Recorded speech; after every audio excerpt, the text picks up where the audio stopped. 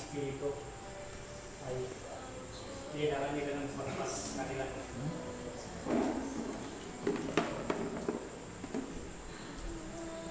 Ang mga bato po, tulungan ng mga espiritu. Ang mga ilaw.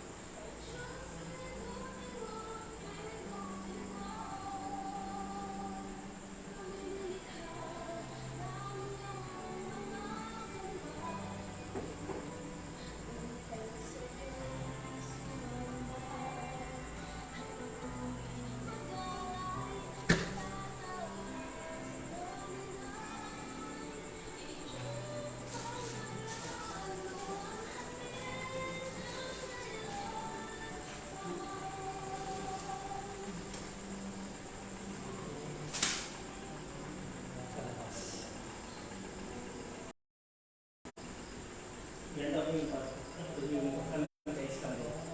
Yes,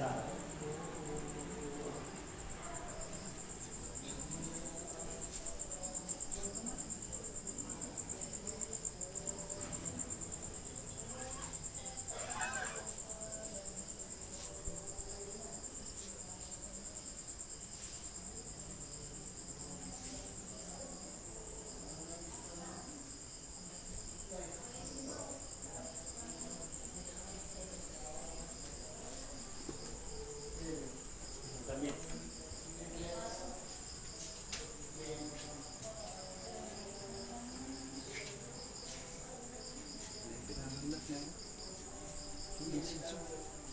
Maraming salamat. Ano po yung pinahanda niyo po? Pag-ano sa Islam. Ano kung pagkatapos?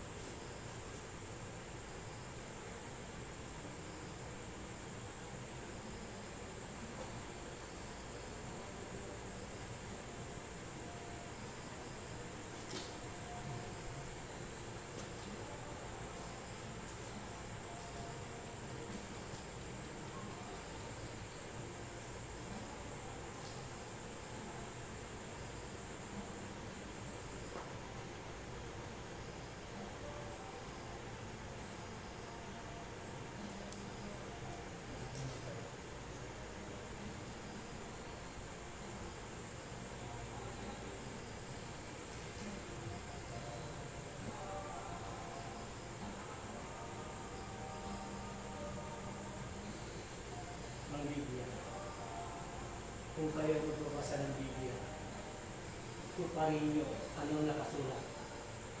Sundin nyo ang mga utos ng salita ng Diyos. Dahil ang Biblia ay isang banal. Huwag paglaruan ang Biblia. Dahil nandito ang katotohanan ng lahat. Isipin ninyo, dito ang lahat nagsimula tungkol sa Biblia. Ang Biblia ay isang banal. Mahalaga sa buhay natin ang Biblia. Sino man ang nagbabasa ng Biblia, lagi tandaan ninyo, tuparin nyo ang inyong katungkulan sa paglilingkod sa Diyos. Dito lahat mapupulot nyo ang aral ng salita ng Diyos. Ito ngayon ang nagpapasbasan, pinagawa sa akin. Hindi ako ang may gusto, ang Diyos. Lahat ng bagay, ang mga kilos ko, galing sa Diyos. Ay, ang Diyos lang mismo ang pwede umutos sa akin. Dahil siya ang nagbigay ng buhay. Siya rin ang nagdudugtong ng buhay sa atin kung tayo ay tapat bawat isa sa atin. Huwag natin iral ang pagtao natin. Lagi natin isipin at pagkumbaba sa mga tao. Dahil ang mundo natin, pagsamantala lang tayo dito. Dahil ang Diyos lang ang nakakalam kung kailan tayo ay kukunin niya. Dahil ang buhay natin galing sa Kanya. Ingatan natin ang ating mga salita, nakakasakit. Ingatan natin ang salita ay walang kabuluhan at walang katotohanan. Kung bago kayo nagsasalita, isipin ninyo at dapat tuparin ninyo ang inyong mga salita. Dahil yun ang kagustuhan ng Diyos. Huwag kayong maglamang sa kapwa nyo. Dahil akala ninyo nakalamang kayo. Hindi. Kayo ay pinarusahan nyo ang iyong sarili. Ang iyong espiritu. Ang mundo natin, pagsamantala. Kahit anuman bagay kayamanan dito sa babaw ng mundo, ay maiwan natin. Ang magdadala natin, ang iyong mga pakumbaba, makikisama, makibakay. Hindi nyo alam, ang nuno ninyo ay nawala na. Ano man ang naiwan at kayo ay kukunin na, dapat ang naiwan nyo ay malinis para hindi away-awayan ng mga pamilya ninyo. Dahil hindi rin kayo makapupunta sa inyong karunungan kung kayo ay hindi nyo tinupad ang inyong mga binili ng Diyos sa atin. Kanya-kanya tayo ginagampanan dito sa lupa. May aral ay walang aral, matalino at hindi matalino. Dahil ang Diyos lang ang tinakda tayo. Siya ang nakakalam. Iisa rin tayo patungo sa Kanya. Huwag natin pag-away-away ng religion.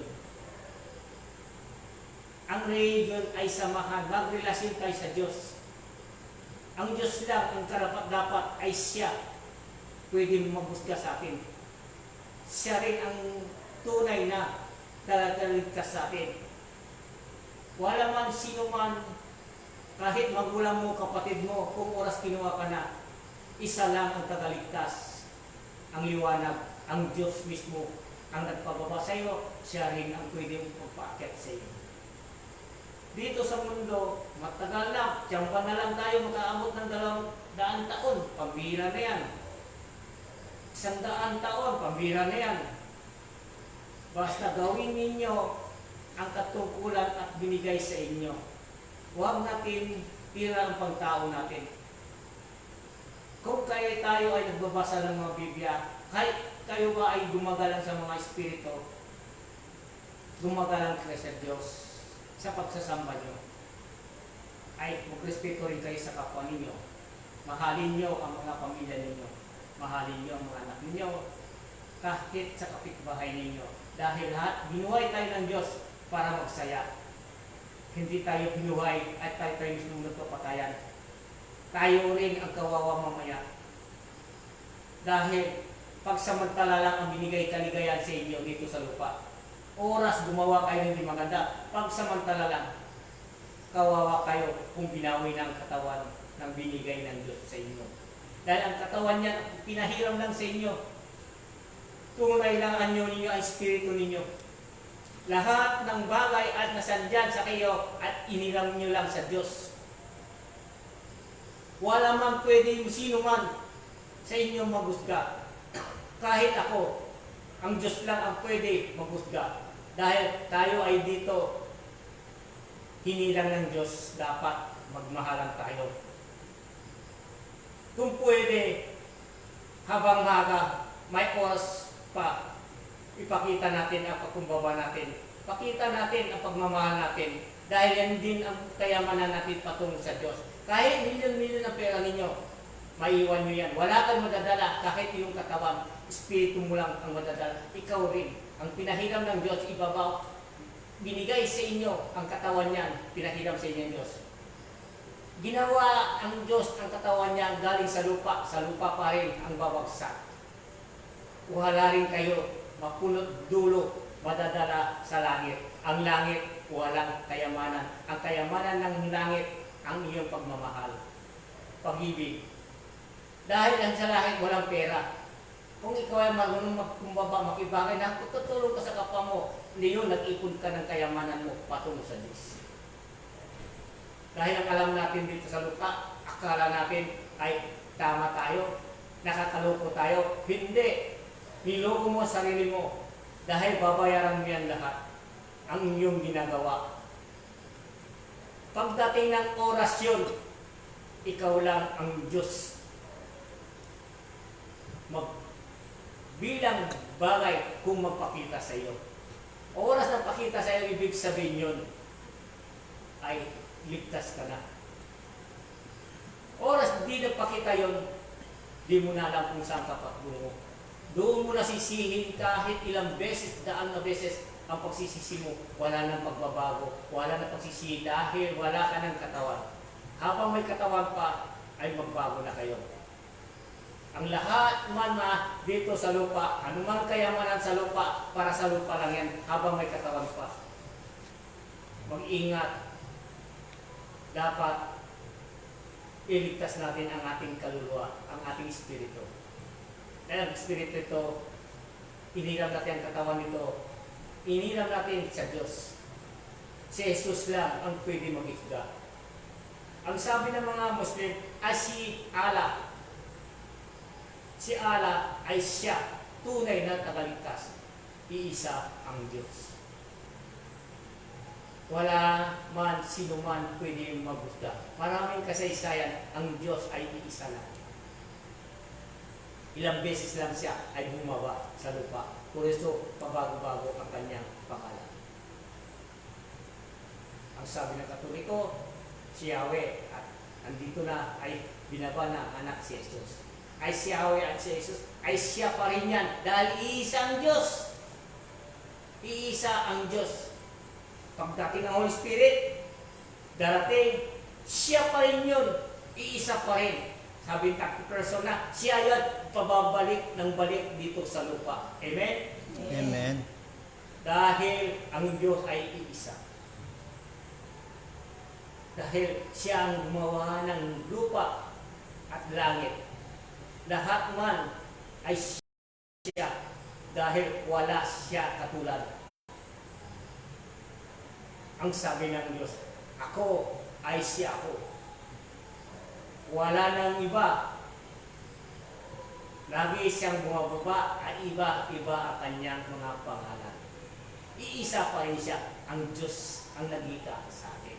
Ang lupa at langit at siya ang gumawa. Yan ang bagay, ang kasaysayan ng salita ng Diyos.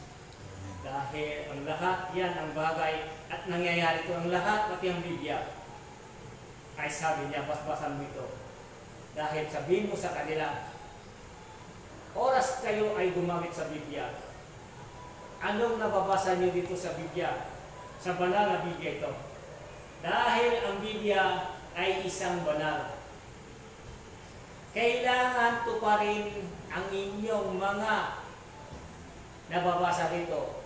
Dito nyo makikita ang kagamitan at malalaman nyo ang kapangyarihan ng Diyos. Tunay ang pagmamahal ng Diyos sa atin.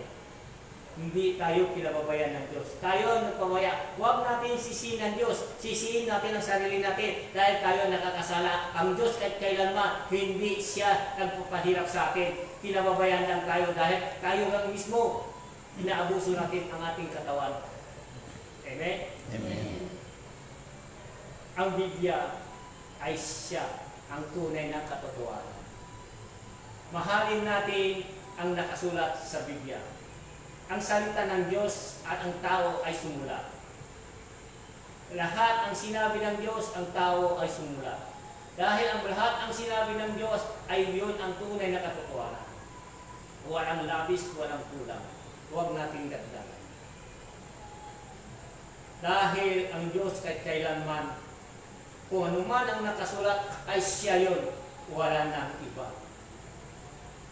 Dahil lahat ang sasabihin ninyo galing sa Biblia. Ang Biblia ay isang banal. Ang Quran ang isang banal. Dahil ang lahat man ang mga bagay nandito sa Biblia. Dahil ang sabi ng Diyos, huwag niyong baliwalain ang aking mga salita. Ang aking mga salita, ang inyong kaligtasan. Dito kayo makukuha ninyo ang mga bagay, mga problema ninyo. Ano man ang mga bagay hindi nyo kaya, kaya ninyo basta bumasa kayo ng Biblia. Lumapit ka sa akin at ako ay magbubukas ng iyong kaisipan. Huwag mong isipin at ikaw ay isang wala ng pag-asa. Sinusubukan ka lang dahil dapat lang ilakas mo ang iyong kalooban. Dahil habang tayo nabubuhay, binuhay ng Diyos, may pag-asa. Huwag nyo sabihin wala kayo pag-asa. Habang may hininga kayo may pag-asa, ang Diyos, ang tunay, ay siya, ang tunay na tagaligtas natin, ay si Jesus. Amen. Ang sabi na, ay ang Diyos Ama, ang Diyos Anak. Bakit dalawa? Hindi dalawa yun. Dahil pinanganak siya mulit sa lupa, ginawa lang para may gabay siya. Ang Diyos Ama yun, siya pa rin yun. Nagkatawan tao para makilala tayo. Para makilala natin kung sino siya. Iisa ang Diyos. Maraming paraan gawa ng Diyos ay iisa pa rin ang Diyos. Ano sa palagay? Totoo ba ay hindi? Totoo po. Ang sabi niya, ay si Jesus ang tumawag at kanyang ama. Yung ama dinatawagan niya, ibig sabihin tayo ay tumawag sa taas. At nandun ako. Dahil ang Diyos bumaba ay bumalik sa taas. Siya baba panahon lang.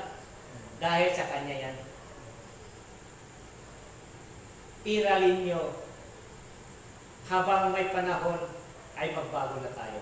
At magbasa na tayo ng mga Biblia. Ang Biblia, nandito na lahat at kapangyarihan. Ilagay niyo sa isip at puso niyo. Basta gumamit kayo ng Biblia sa pag-aaral niyo. Huwag kayo mamintas sa kapwa ninyo. Dahil wala kayong karapan na mamintas, huwag kayo maghusga para hindi kayo husgahan. Dapat lahat tayo ay magkaisa dahil iisang Diyos natin. Hindi pwede at kayo ang maghusga, hindi kayo Diyos. Ang Diyos lang ang pwede maghusga dahil siya ang nagpababa sa atin, siya nagbigay ng katawan at siya rin nagbigay ng buhay sa atin dito sa lupa. Akala nyo kung bawat salita yung nakakasakit sa kapwa ninyo, hindi to panyan, wala sa Diyos sa inyo, kayo ang Diyos, gumawa ka ng Diyos sa ninyo. Ang tunay na Diyos, naglilingkod sa Diyos, ay lagi nagkukumbabayan. Huwag mo hiral ang pang-tao mo. Kung gumawa ka ng nagbasa ka na sa Biblia, ang salita ng mga Espiritu, ang salita ng Diyos, dapat tuparin ninyo. Huwag niyong baliwalain ito. Huwag niyong ay gamitin sa hindi sa magandang gawain. Marami nagbabasa, pagdating sa bahay, nagmumura. Dahil pakitang tao lang. kailangan ay ipakita natin, totoo tayo. Lahat ng bagay, kung sino man sa loob, respetuhin. Bakit hindi kaya natin ang panahon noon ibalik ngayon? Dahil wala na nagtuturo masyado sa mga bagay, sa mga bata. Kailangan ipunin ang mga bata, ituro sa kanya ang lahat ng asal kabutihan. Paglaki nila ay sila ay magtutuloy sa kapwa bata. Huwag natin sayangin, ang Pilipinas ay isang pinili ng Diyos. Tayo, ang Pilipinas ay siya, pinanindigan ng Diyos ay siya. Ito ang katagumpayan ng lahat. Tayo ay pinili. Tayo ang mahal ng Diyos dahil tayo ay marunong natukumbaba. Marunong gumalang. Panahon na ang pagbabago. Panahon na magkakaisa. Anong man ang mga bagay dumating natin ang mga pagsubok, kumapit ka sa Kanya. Alikabok lang yan dahil ang Diyos na sa atin na. Magbago na. Ang lahat man ang kailangan ay magbago na. Dahil wala tayong mapala. Madali ang buhay natin. At hindi natin alam kung saan tayo patungo. Dahil sa pagtaon na pagyayabang natin, alisin na yan. Ang kailangan ang pagbabago. Dahil ang pagbabago, ang Diyos ay sa inyo. Yun ang gusto ng Diyos. Yun ang kalugod-lugod ng gusto ng Diyos sa inyo. Dahil ang buhay natin may hangganan. Dahil ang kabutihan natin walang katapusan, madala natin hanggang sa langit. Amen? Amen. Anong gusto ninyo? Ang pagbabago ay hindi. Pagbabago. Dahil ang pagbabago ninyo at madala ka ng paraiso sa Diyos. Bakit tayo ay, sabi nila, bakit kayo ay maraming bato sa templo ninyo? Yan ang 2007, ang bato yan, at kinausap ako ng Diyos. Ipunin mo ang lahat, ang nahuhulog ang bato yan. Walang man sino man nakakalam, ikaw lang at ako. Pati ang damit ko ito, tinataka niya ng logo. Yan, ilagay mo sa templo. Ang logo ko, year 2007, December 22 sa Makati. Hindi ako pwede magsalita. Yung nakasalita lang, yung naging nakakita sa akin, yun ang witness ko.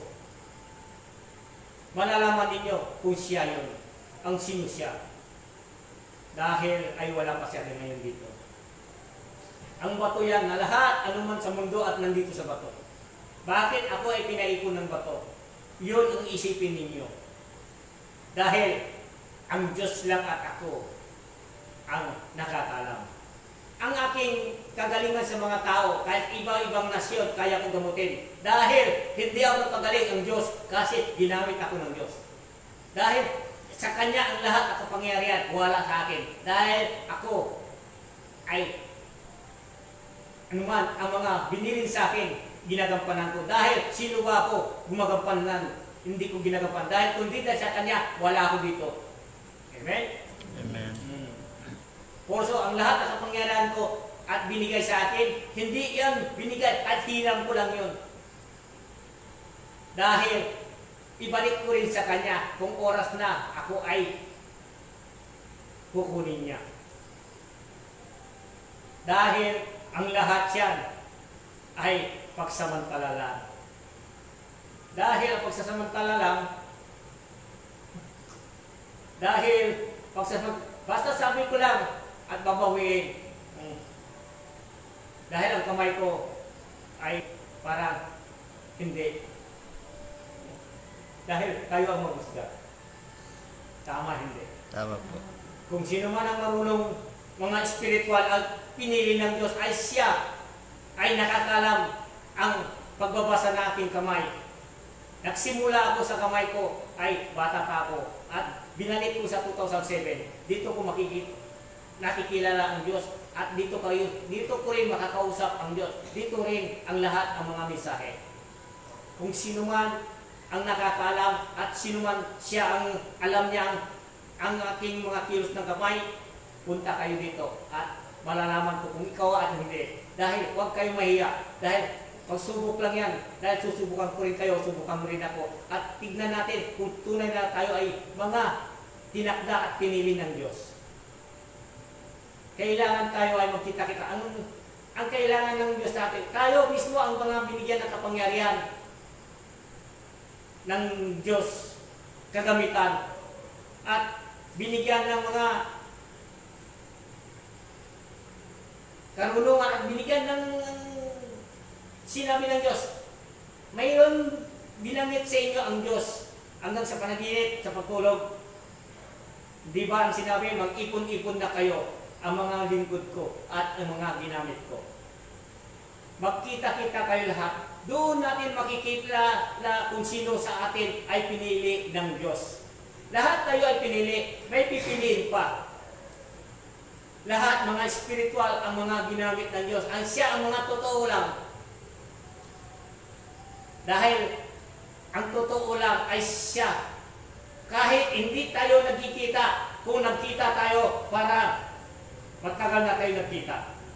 Yun ang mga totoo. Yun talaga kasapangyarihan at binigay sa inyo ang Diyos. Dahil may mensahe din sa inyo na dapat ay lumabantad na kayo, lumabas na kayo dahil panahon na tayo na lang ang kulang magkita-kita.